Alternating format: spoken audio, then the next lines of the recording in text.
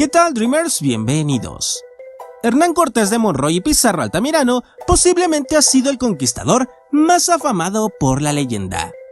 Un hombre de buena cuna, hijo de un hidalgo, nació en el año 1485 en Medellín, una ciudad en la región de la antigua Corona de Castilla, y se convirtió en uno de los primeros grandes conquistadores españoles a liderar la expedición a las Indias y la posterior conquista de México a principios del siglo XVI, acabando con el Imperio Azteca y anexando este territorio a la Corona de Castilla, el cual acabó denominándose Nueva España. Enseguida te hablaremos más del conquistador del Imperio Azteca. ¡Quédate con nosotros!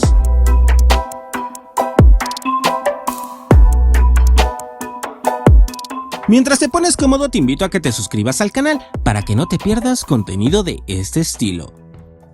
Hernán Cortés fue hijo único de un hidalgo extremeño llamado Martín Cortés y de su esposa Catalina Pizarro y Altamirano. Hernán Cortés era pariente lejano de Francisco Pizarro, quien posteriormente conquistó el Imperio Inca. Como otros hidalgos, su padre lo envió a los 14 años a estudiar leyes en Salamanca, en búsqueda de conocimiento y cultura, un privilegio que no estaba al alcance de cualquiera. Allí aprendió con fluidez el latín, pero no consiguió acabar sus estudios. Abandonó la ciudad 2 años más tarde, movido por su afán de aventuras. En 1501 se embaucó durante 3 años en una aventura en la que intentó buscar reconocimiento a las órdenes del gran capitán de la guerra de Italia, aunque los historiadores más contemporáneos niegan que ese viaje se llevase a cabo. Fue escribano en Valladolid, pero lo que a él le atraía realmente eran las aventuras de indios y tesoros del nuevo continente que llegaban a sus oídos. Así, en 1504, a la edad de 19 años, puso rumbo a las Américas, concretamente hacia la Española, donde se instaló como plantador y funcionario colonial. Ahí conoció a Diego Velázquez de Cuéllar, un adelantado y conquistador de los Reyes Católicos. Sin embargo, debió regresar a España, pues el 29 de agosto de 1506 su padre abonó el importe de su pasaje a Santo Domingo en la nao San Juan Bautista, propiedad de Luis Fernández Alfaro. Años más tarde, en 1511, tras forjar una amistad, Hernán Cortés y Diego Velázquez de Cuéllar pusieron rumbo a Cuba para empezar las expediciones de las que nacían rumores de los primeros españoles con riquezas nunca antes vistas, pero pronto empezaron las disputas entre ambos por envidias y celos. Durante las expediciones surgió la figura de Jerónimo de Aguilar, que conocía la lengua maya y actuó como traductor para entrar en contacto con los aborígenes, con el fin de hacer negocios. Velázquez, más atraído por el oro que por la gloria, intentó quitarse de en medio a Hernán Cortés, pero era demasiado tarde. El extremeño, que fue nombrado anteriormente por el propio Velázquez como alcalde de Santiago de Cuba, ya tenía a su disposición alrededor de 550 hombres reclutados junto a 11 barcos para poner rumbo junto al propio Aguilar hacia México. Así, ya en su camino a la conquista del imperio, Hernán Cortés elaboró una estrategia mediante la cual fue anexando a sus tropas a todos aquellos indígenas de las tribus enemistadas con los aztecas. Esto a la larga le daría un gran poder en su batalla final. De esta manera acabó contando en sus filas con 1300 guerreros indígenas, 15 caballos y armas de fuego, pero todo este poder militar no hubiera sido efectivo si antes no se hubiera propagado una de las enfermedades más mortales para la población indígena, la viruela. Cuando Hernán Cortés tenía 34 años, llegaron cerca de Tabasco en 1519, tomando como suyos varios territorios indígenas. Allí se enfrentaron a tribus de rostros pintados, armados con hachas rudimentarias, arcos y lanzas, pero aquellos guerreros aparentemente fieros no fueron capaces de hacerle frente a Cortés ni a sus hombres. Los caballos montados por sus jinetes causaron dudas en los nativos, que a sus ojos pensaron que se trataban de bestias que escupían fuego, refiriéndose a este fuego como los arcabuces de los españoles. El miedo, la novedad y la contundencia de Cortés y sus hombres provocaron que los indígenas cayesen fácilmente ante la caballería y los arcabuces. Murieron más de 800 indígenas. Los españoles se asentaron en la zona y los nativos les espiaban de cerca y comenzaron a acercarse con menos miedo. No tardaron en enviar a embajadores y caciques, dándose cuenta de que los españoles no tenían mujeres, les ofrecieron esclavas y oro a cambio de cascabeles, espejos y cuencas de colores. De entre todas las esclavas destacaba por su belleza Malinche, una princesa de un cacique local que por aquel entonces ya solo era una esclava. Cortés ordenó bautizarla bajo el nombre de Marina y quedó prendado de ella. La esclava hablaba náhuatl, y aquello significó un gran paso adelante para establecer relaciones con el líder azteca Moctezuma. Los espías de Moctezuma piensan que Quetzalcóatl ha regresado e informan a su líder. Marina era la única que podía entender la lengua azteca y actuó como traductora por medio de Aguilar para que la información llegase finalmente a Cortés. Se toparon con los cholultecas, una tribu que, a pesar de su belicosidad, no pudo con los cañones, los arcabuces, los caballos y las armaduras españolas. Cortés y sus hombres eran casi invencibles. Hernán comenzó a asentarse en territorio azteca, pero se topó con tribus muy guerreras. Fundó Veracruz, donde se dejó una guarnición para continuar su camino hacia Tenochtitlán, junto a 400 hombres. Desde un punto en lo alto contempló extasiado la ciudad imperial de posiblemente 1 millón de habitantes, que le causó una fascinación nunca antes vivida. La ciudad se erguía sobre lagunas, recordando mucho a Venecia. A los oídos de Moctezuma llegaban noticias de la llegada de los españoles y quiso conocer a su enemigo. Durante el encuentro, Cortés se mostró cordial e incluso intentó abrazarle, pero los soldados de Moctezuma se lo impidieron, al considerar a su líder casi como un ser divino. Por cortesía azteca, los españoles y algunos aliados nativos que fueron haciendo durante el camino entraron en Tenochtitlán, la ciudad más importante de América en aquel momento. Una vez que llegaron se establecieron en un palacio, pero los capitanes de Cortés estaban convencidos de que aquel acto de aparente hospitalidad era una trampa. Además, llegaron noticias de Veracruz, de que la guarnición allí establecida había sido masacrada por aztecas de Moctezuma. Los capitanes de Cortés le instaron a hacer preso al líder azteca, pero el conquistador se mostró más precavido.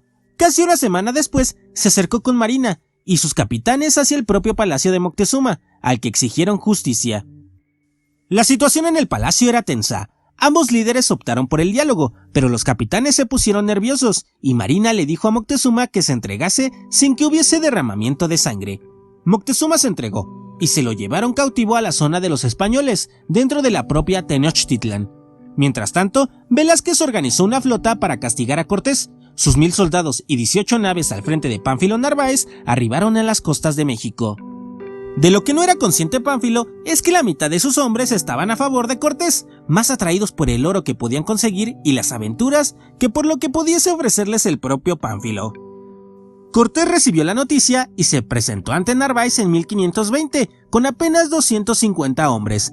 Sabía que jamás podría ganar a ese ejército, pero finalmente le derrotó y sus fuerzas se unieron a las de Cortés, que volvió a Tenochtitlán, donde le esperaba a Pedro Alvarado y algunos de sus hombres. En la ciudad imperial se dio cita un acontecimiento de celebración y sacrificios humanos, pero Alvarado no estaba dispuesto a consentir que se sacrificasen personas, y a pesar del intento de prohibición, Moctezuma no hizo caso y la fiesta siguió adelante. Dio comienzo una batalla en Tenochtitlán, que al llegar Cortés ya la vio iniciada.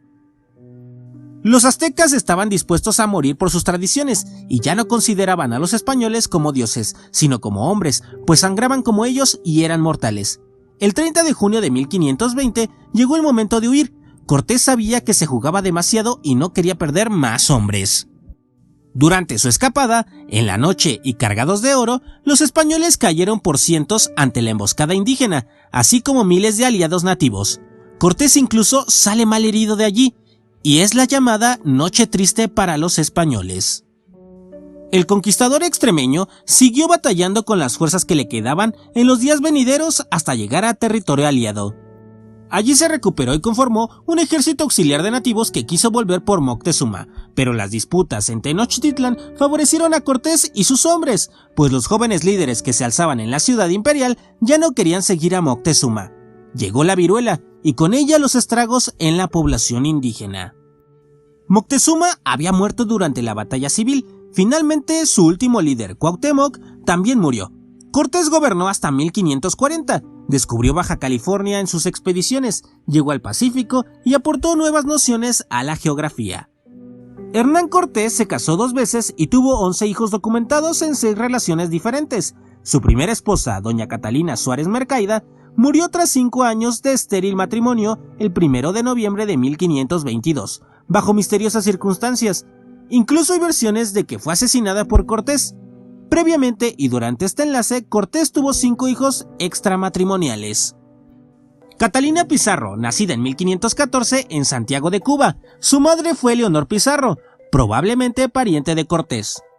Martín Cortés Malitzin, nacido en Coyoacán en 1522, su madre fue la Malinche, compañera y traductora indígena de Cortés. Luis Cortés, nacido en 1525, hijo de la española Antonia Elvira Hermosillo, se casó con Guiomar Vázquez de Escobar, sobrina del conquistador Bernardino Vázquez de Tapia. Leonor Cortés y Moctezuma, nacida en 1528 en la Ciudad de México, era hija de Tecuichpo, quien fuera bautizada con el nombre de Doña Isabel de Moctezuma, y a su vez, hija de Moctezuma II Xocoyotzin. Rechazada por su madre desde el nacimiento, fue su padre quien la reconoció posteriormente. Se casó con el vasco Juan de Tolosa, conquistador de Zacatecas. Y María Cortés, hija de una princesa mexica cuyo nombre se ignora. Bernal Díaz de Castillo menciona que nació con alguna deformación. En sus últimos años de vida, ya muy agotado, el conquistador se puso al servicio de Carlos I al llegar a España y se le concedió el título de Marqués del Valle de Oaxaca.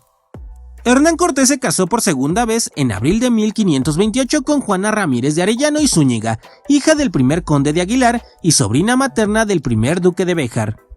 En 1541, Hernán Cortés decidió emprender la campaña de Argel, con el objetivo de invadir el territorio y acabar con un importante enclave de la piratería en el Mediterráneo.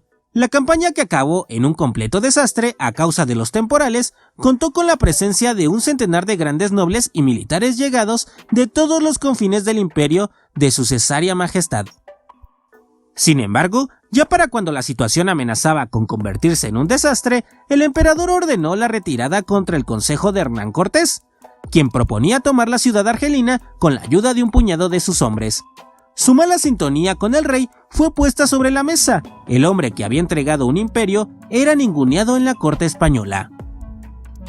Así, agotado y enfermo con 61 años de edad, a finales de 1545, Hernán Cortés se traslada a Sevilla con la intención de viajar una vez más a México, quizá con el empeño de acabar sus días ahí, pero murió en el municipio de Santiponce, en Sevilla, en 1547, sin ver cumplidas sus demandas a la corona y sin poder viajar a su querida Nueva España por última vez.